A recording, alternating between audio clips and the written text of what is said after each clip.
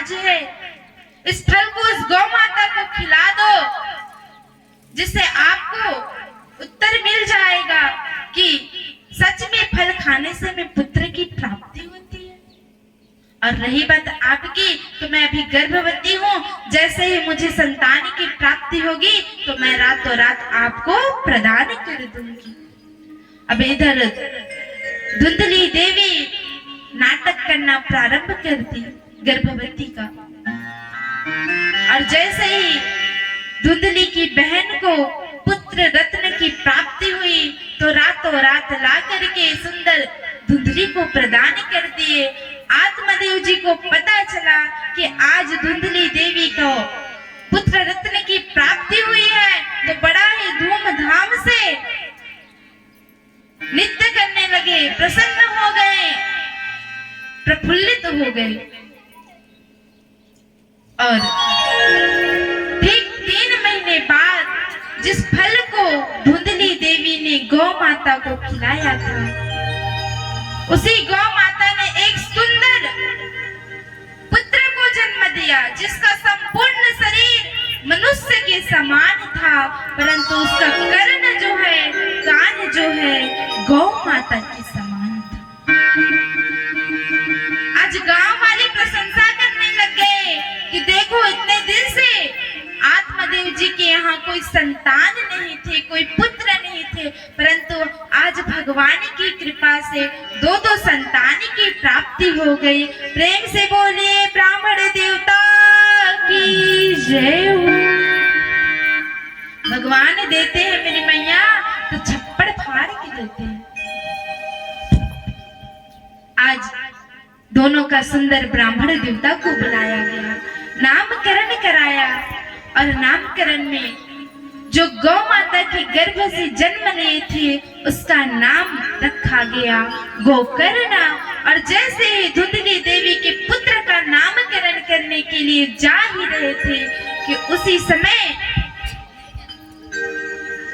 धुंधली देवी आ पड़ती है और कहती है कि महाराज 9 महीने से गर्भ में हमने रखा है, तो नामकरण भी हम करेंगे।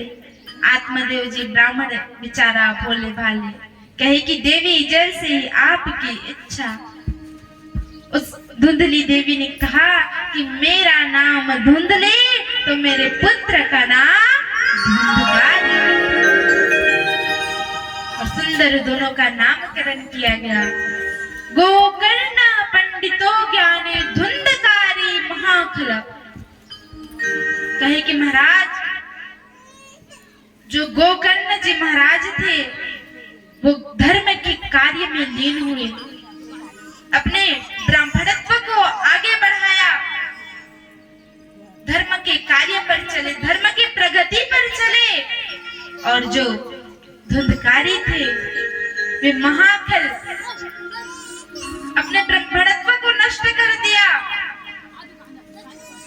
मदिरा का पान करने लगे, हत्या करने लगे। एक प्रकार से कहा जाए तो नीच जाति के लोग का काम करने लग गए। एक दिन क्या हुआ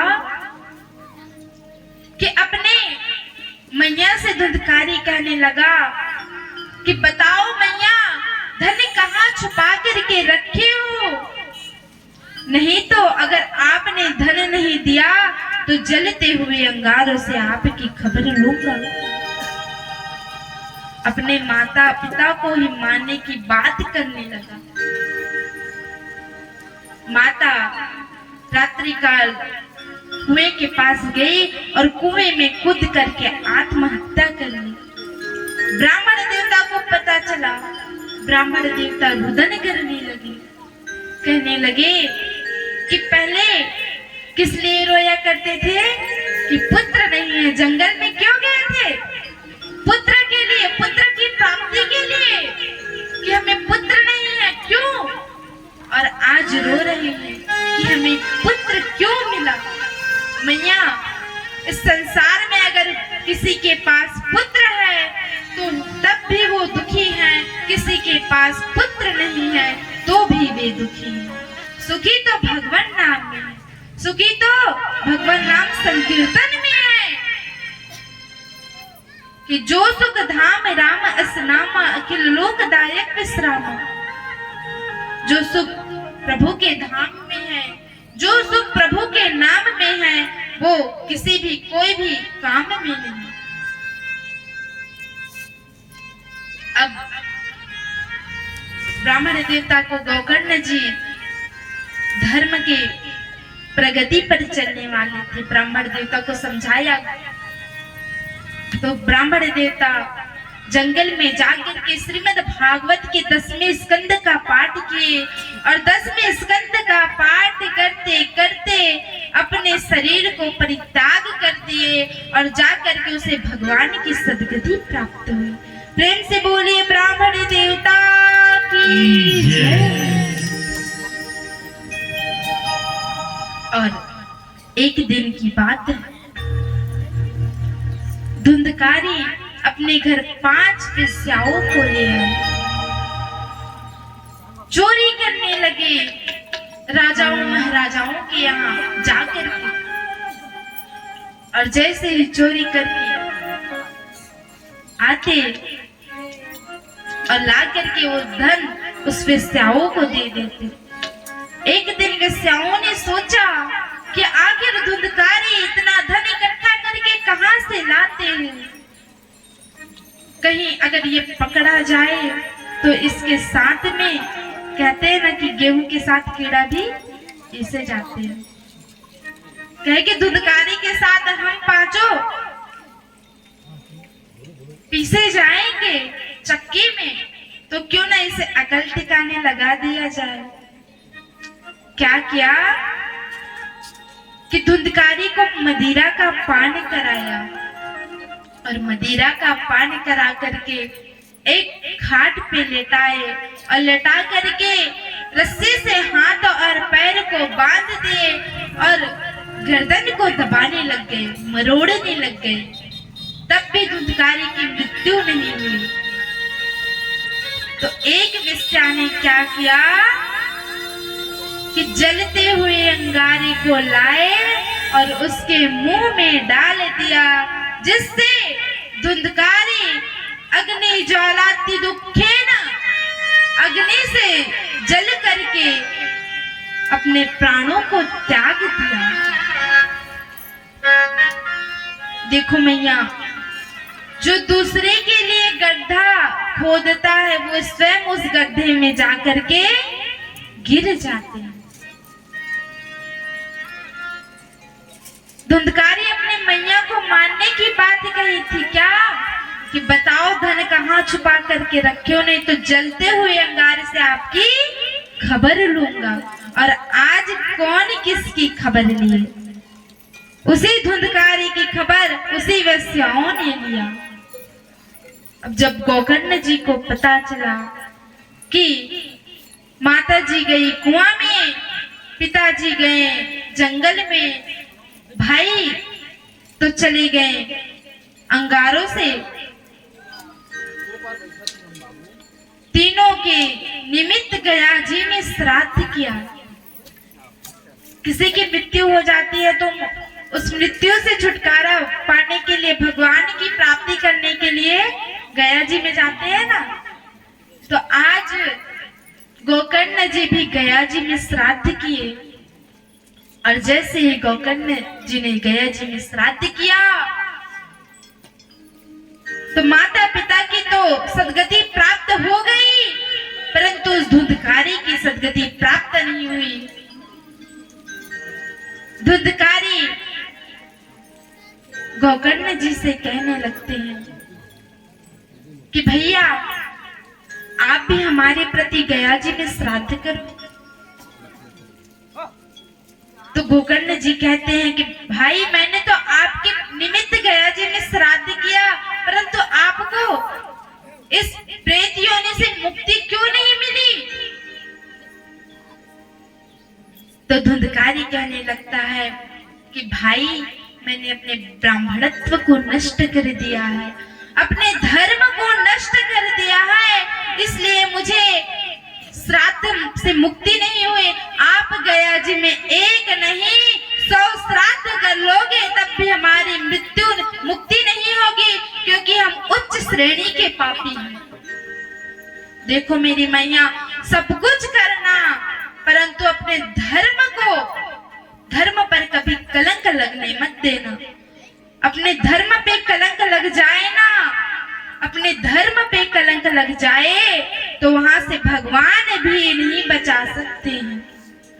आज ब्राह्मणत्व को नष्ट कर दिया था धुंधकारी ने, तो उसे गया जी में कितने भी श्राद्ध किए तब भी उसकी मुक्ति नहीं हुई। तो गोकर्ण जी भगवान सूर्य नारायण से पूछते हैं और कहते हैं कि हे सूर्यदेव भगवान, अब आप ही बताइए कि इस धुंधकारी की मुक्ति कैसी होगी। तो उन्होंने श्रीमद् भागवत का उपदेश दिया और गोकर्ण जी महाराज सुंदर श्रीमद् भागवत कथा का आयोजन रखे और उसी श्रीमद् भागवत कथा में धुंधकारी जी विराजमान हुए। कहाँ विराजमान हुए मेरी मैया? अच्छा बताइए, इस पंडाल में धुंधकारी जी अभी भी विराजमान है। किसको किसको पता है कि धुंधकारी कहाँ विराजमान है? जानना चाहोगे? कौन कौन जानना चाहते हैं? लगता है कोई जानना नहीं चाहते। जो सामने सप्त ग्रंथि बास है ना, इसी में धुंधकारी विराजमान है। जैसे ही कथा की एक दिन हुई, बांस की एक ग्रंथि चटक गई। जैसे ही कथा की द्वितीय दिवस हुआ, कथा का दूसरा ग्रंथि चटक गया। ऐसे करते करते सप्तम दिवस तक, ये 7 दिन तक, लास्ट के दिन 7 ग्रंथि चटक जाएगी और अंत में धुंधकारी दिव्य रूप धरो जातस तुलसी दाम मंडित, दिव्य रूप धारण करके प्रकट हुए और प्रकट हो करके सुंदर भजन करने लगे, संकीर्तन करने लगे और नारायण नारायण का जप करने लगे। आइए हम सब भी धुंधकारी के साथ भगवान नाम संकीर्तन करते हैं। श्रीमद् भागवत की कथा, श्रीमद् भागवत की कथा, श्रीमद् भागवत की कथा, श्रीमद् भागवत की कथा। धर्म संजय आत्म संजय, धर्म संजय आत्म संजय की मिटा दे व्यथा। श्रीमद् भागवत की कथा, श्रीमद् भागवत की कथा।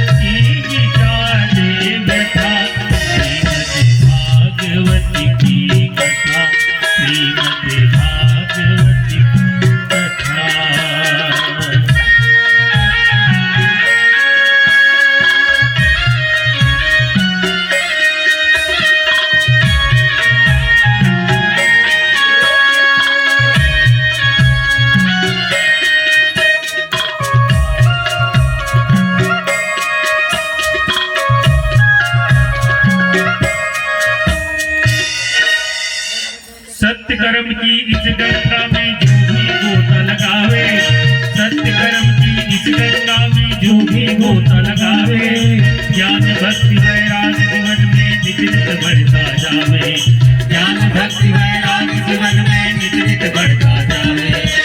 पावन हो जावे जो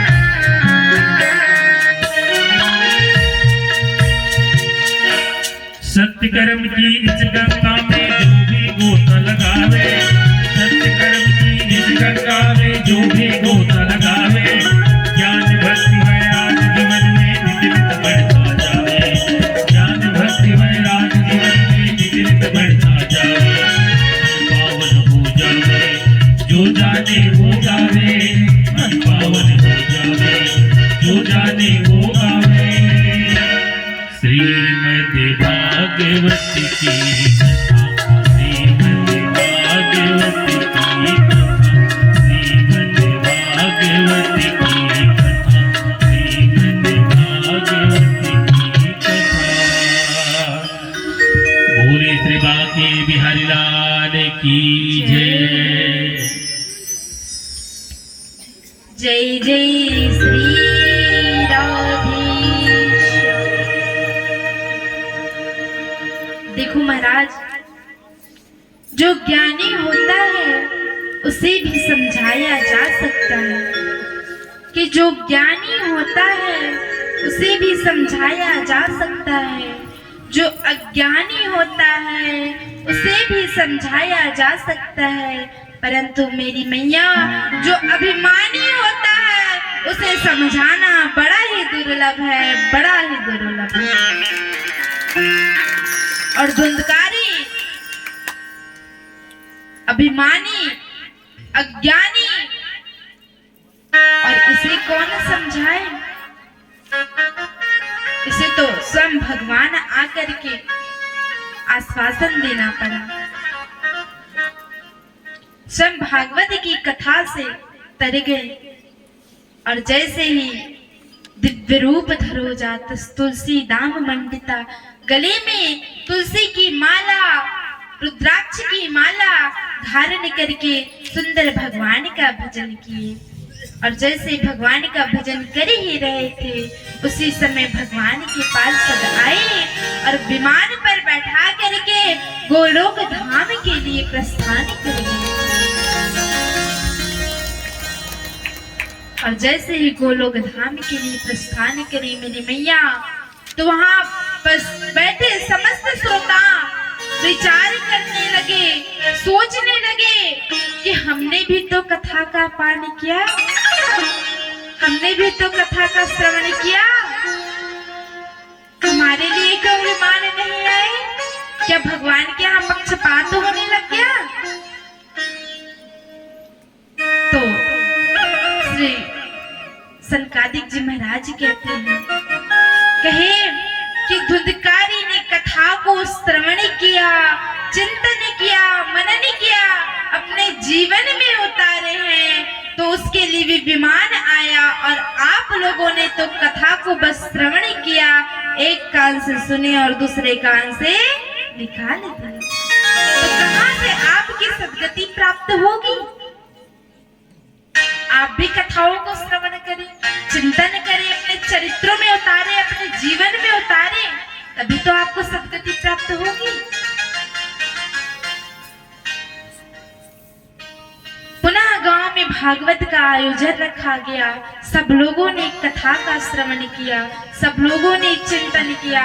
अब की बार जिस प्रकार से साकेत धाम जाने के लिए राम जी विमान लेकर के आए थे, उसी प्रकार से गोलोकवासी स्वयं विमान लेकर के आए हैं और समस्त ग्रामवासी को विमान पर बैठा करके गोलोक धाम के लिए प्रस्थान कर गए। प्रेम से बोले बांके बिहारी लाल की जय।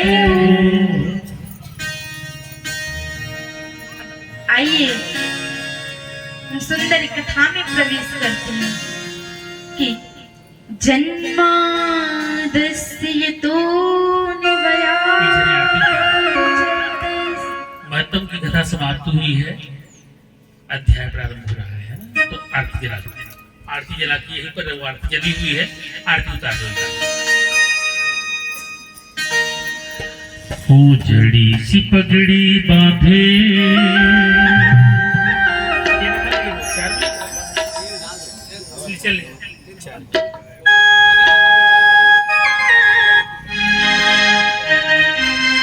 जड़ी की पगड़ी बांधे सुंदर नैनों वाला, कितना सुंदर लागे बिहारी, कितना लागे प्यारा। जड़ी की पगड़ी बांधे सुंदर नैनों वाला, जड़ी की पगड़ी बांधे सुंदर नैनों वाला, कितना सुंदर लागे बिहारी, कितना लागे प्यारा, कितना सुंदर लागे बिहारी, कितना लागे प्यारा।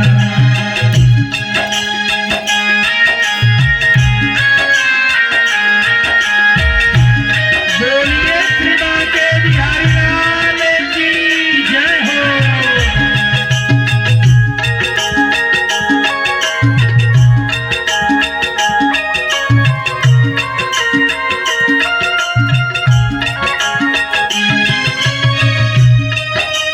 कान में कुंडल साजे, सिर मोर मुकुट बिराजे, कान में कुंडल साजे, सिर मोर मुकुट बिराजे। सखियां पगली होती जब होठों पे बंसी बाजे, सखियां पगली होती जब होठों पे बंसी बाजे। नाचा ये कामला, नाचाए कामला फूल गाल वाला, कितना सुंदर लागे बिहारी, कितना लागे प्यारा, कितना सुंदर लागे बिहारी, कितना लागे प्यारा। जड़ी की पगड़ी बांधे सुंदर नैनों वाला, जड़ी की पगड़ी बांधे सुंदर नैनों वाला, कितना सुंदर लागे बिहारी, कितना लागे प्यारा, कितना सुंदर लागे बिहारी, कितना लागे प्यारा।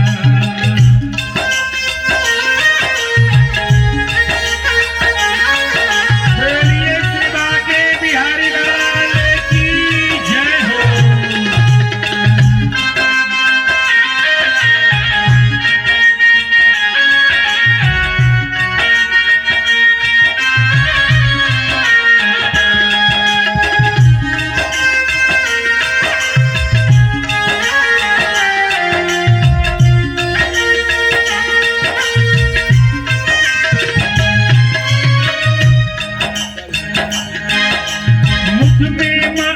मुख पे माखन मलका, वो बाल घुटों के चलता, मुख पे माखन मलका, वो बल घुटने के चलता। देखिए सौदा के भाग को देवों का भी मन जलता, देखिए सौदा के भाग को देवों का भी मन जलता। हवा से सर सर करता पीतांबर मत वाला, हवा से सर सर करता पीतांबर मत वाला, कितना सुंदर लागे बिहारी, कितना लागे प्यारा, कितना सुंदर लागे बिहारी, कितना लागे प्यारा।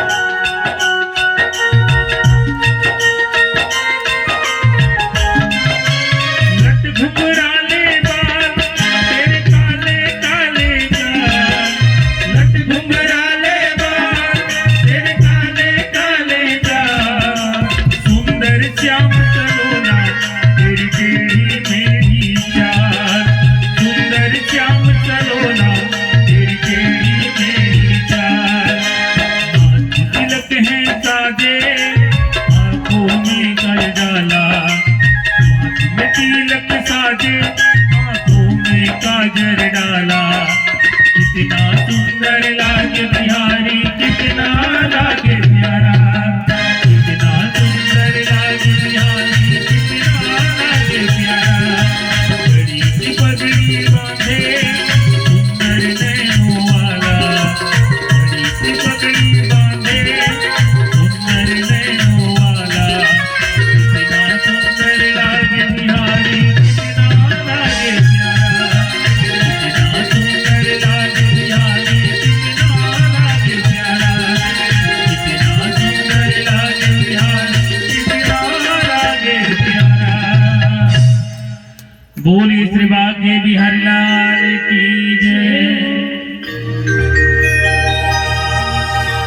से बोलिए बांके बिहारी लाल की जय, राधा रानी सरकार की जय।